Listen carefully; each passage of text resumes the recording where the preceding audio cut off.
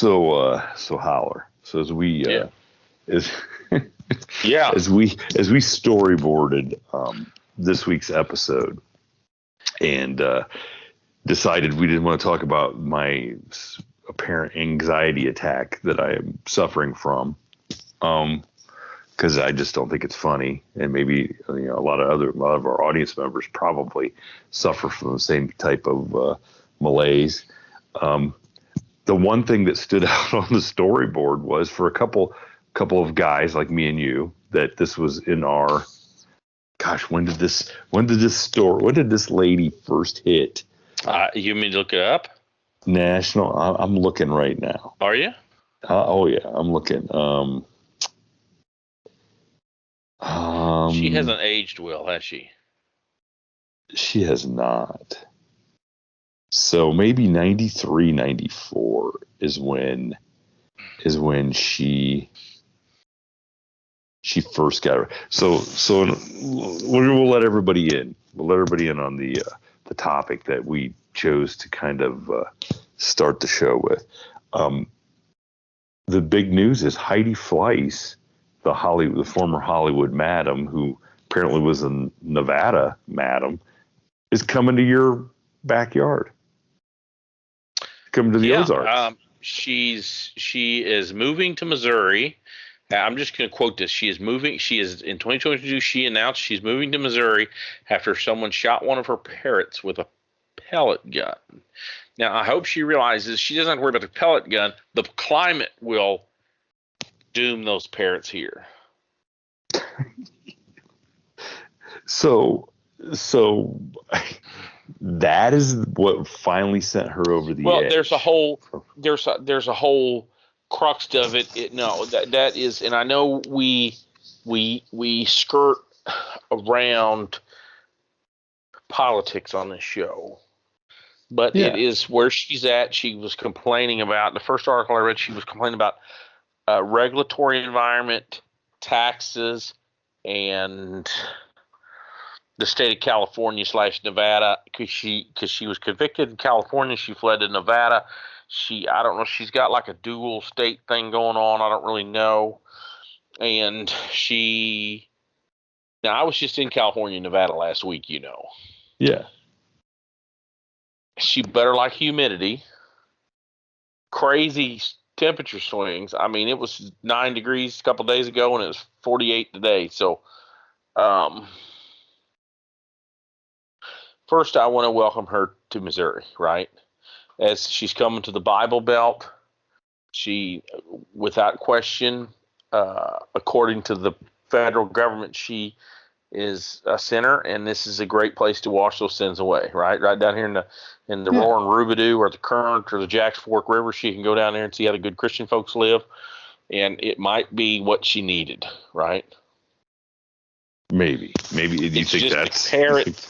I'm telling you what. More I think about it, and parrots live a long time. Did you know that? I would think so. I mean, I had a parakeet that lived probably 10 years. I'm talking 50, 60 years. Yeah. My old boss tried to give me a parrot. Oh gosh. An African gray. Not to get off the subject, but since we're off of it, let's go with it. My old boss tells me one day, he said, "Hey man, you want a parrot?" And I said, "Do what?" And he said he was about to retire and do some traveling, and he had a parrot that he had raised to that point. I think the parrot was 16 or 18 years old. He gave me a couple of parrot books. He said they're very expensive. The cage itself was like $2,700. Ooh. I could give it away to just anybody, but I want somebody that I think is worthy of the parrot. Okay. So I started researching it, and these parrots, first of all, they live a long time. Second of all, they really attach themselves to one person. They're a one person. This particular, the African gray, because he had it since it was a hatchling, right? So he put his name on a list, got this parrot, and fed it as a little baby, and it had lived with this dude, right? So anyway, I read a bunch about it, and they live to be 50, 60 years old. They attach themselves to one person. They can be mean to the other people. in the household. So one day he said, "Come on, let's go over to my house. I need your help moving something, and I'll show you the parrot." So we walk in the parrot, and he had a parrot, and he had a little shaggy Shih Tzu dog named Lucky. And he was walking through, and he said, "Hey, I'm going to get rid of Lucky too if you want him." And I should have took the dog. So we walked in. He said, "Lucky." The dog came to us. Well, immediately the parrot called for Lucky, and Lucky went to him. And my boss says, "Yeah, the parrot jacks with him all day," because the parrot called in my boss's voice. Oh, okay. Yeah, because they can mimic. So all day, apparently, he sits there, and calls for Lucky, and tells Lucky to go do stuff or whatever, and nobody's there. So, and of course, this was what I call a virgin parrot because he had never known. He didn't know bad words. He didn't know, and I didn't even think about that until my boss was telling me about this parrot. So in the end, I said no thank you for the parrot because I didn't want to take on the responsibility. I mean, at least my kid leaves theoretically when they're 18 or 19, but 50 or 60 years. So I could understand. Parrot might outlive you.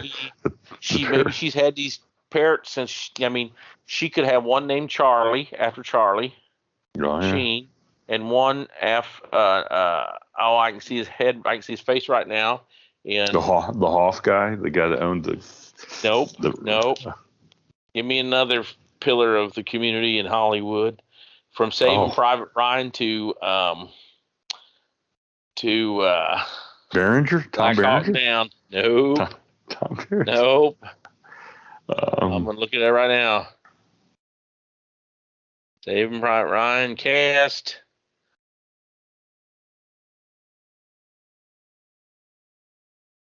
Tom Sizemore. Oh, Tom Sizemore. Because that was one of her peers or contemporaries. So maybe she's got two parrots named Tom and Charlie, and I don't know why they shot him with a pellet gun, but when she comes to the Ozarks, I'm not even saying the locals and the neighbors are going to kill him, right?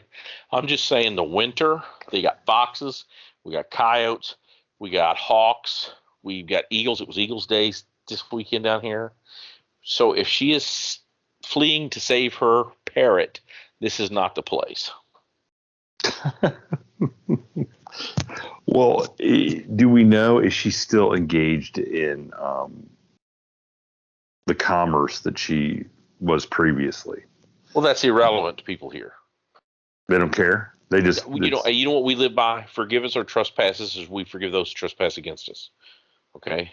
No, okay. Lead us not to temptation, but deliver us from evil. So, there's a lot of big old German Catholic churches here where I'm from. And especially when I was young, people would, I hate to say it, they weren't locked.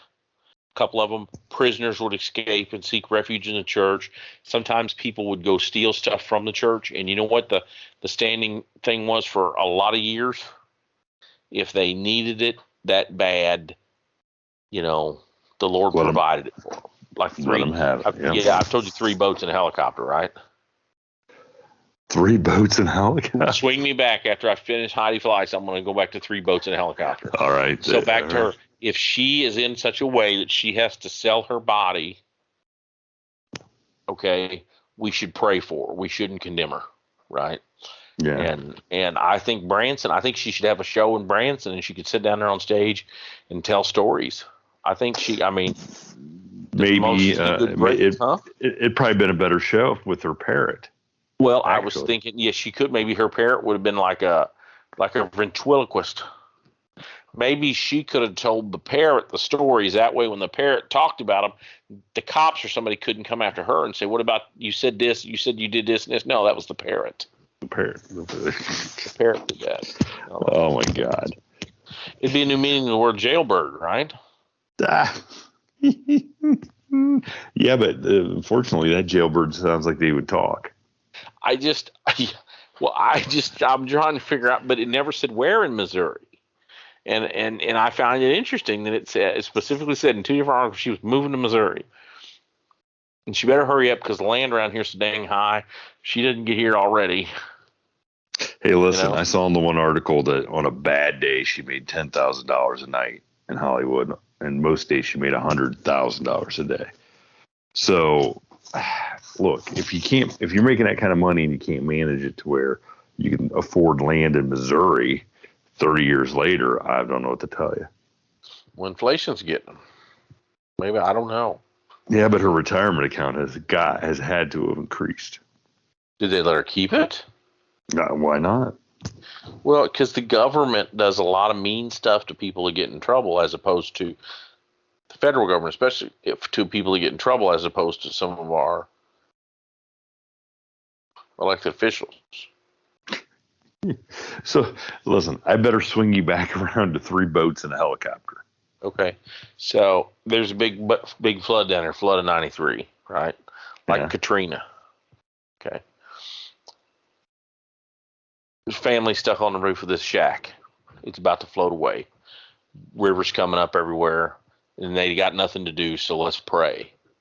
So they're praying for the Lord to deliver them from this situation. Along comes a boat. Hey, come on in. I'm here for you. Mom says, nope. We're praying. The Lord's going to help us. You sure? Yep. A little bit later, here comes another boat. Hey, lady, you need to get in here. You're going to die. She said, no, I've been praying for the Lord, and he has told me that he's going to provide. A little bit later, third boat comes. Same thing. Lady, get in the boat. She said, nope, I prayed for the Lord, and he said he's going to provide. So, boy, the water's really coming up now. National Guard helicopter shows up. They're hovering aboard. Come on, lady, get in the basket. She waves them off. Nope. I prayed for the Lord, and he's going to provide me. Come on, lady, you got to get in the basket. Nope. Well, boom. House collapses. She drowns, and she's going to the pearly gates. Right? Mm-hmm. She's waiting in line. It comes to her time. St. Peter said, what are you doing here?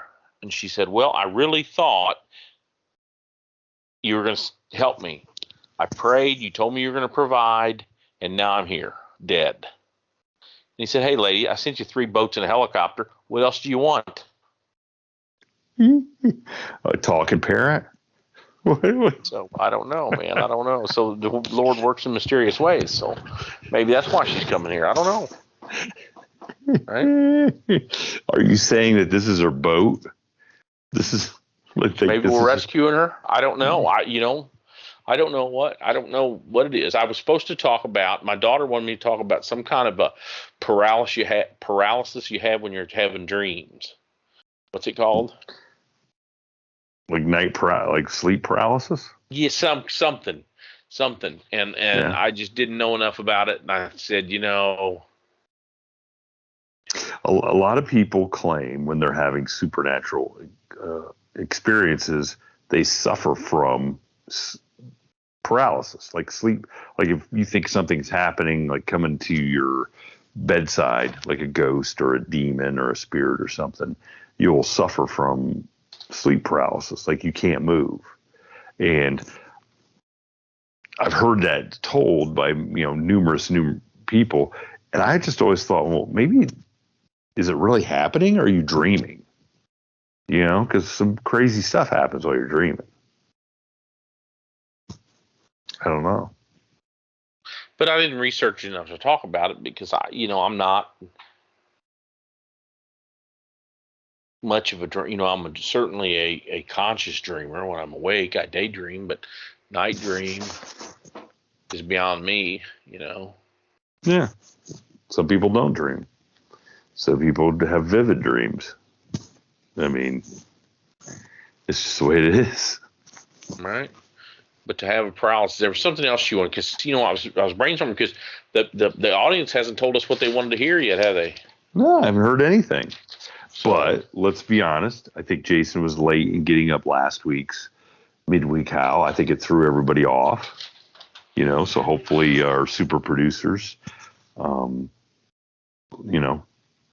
gets his task done a little bit more on time this week.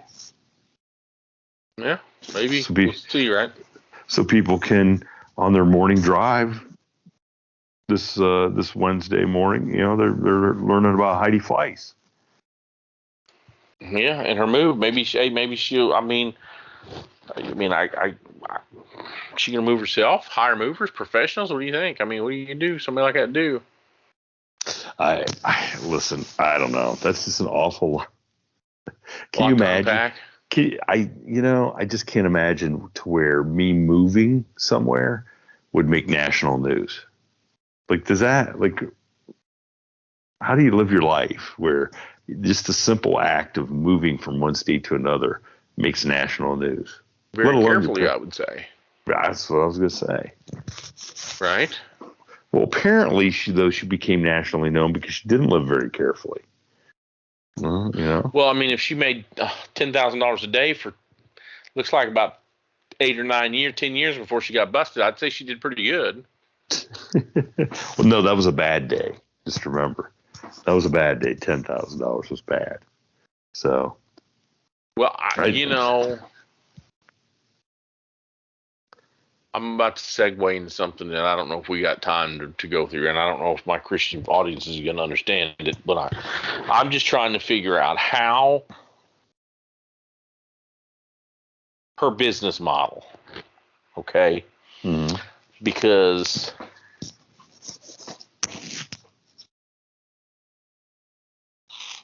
I mean, it was obviously it's not in volume because she's only got so much time in the day. Right. Yeah. So it's like, but it wasn't her though. Remember, she was the madam, so she had people working under her. And on top of her, apparently. I don't know. I'm just saying that. Yeah. I mean, so you're just saying she's a good manager. Yeah. Yeah. Yeah. That's what I'm saying. I don't think listen, I gotta be honest. I didn't think she was all that good looking, so I'm not sure what her clientele really was. Well, I don't think they were looking at her much. Maybe, I don't know. It baffles me. I'll be honest with you, it baffles me on so many levels. But since we run a clean show, I can't talk about it. Maybe I talk about a Patreon. Maybe we'll cut a Patreon this week, and that way I know everybody that signs on is over 18. Because they have to pay, and then I can say some bad stuff. Okay, we'll leave it at that. Okay, we'll do a members only. That's right. Business model breakdown of Heidi Fleiss. That's right. That's exactly what we're going to do. I'll see you there next week. Bye. Thank you for tuning in to this week's episode of the From the Shadows podcast. Until next time. Never shy away from the darkness or what may be lurking in the shadows. We are out. God only knows what's hiding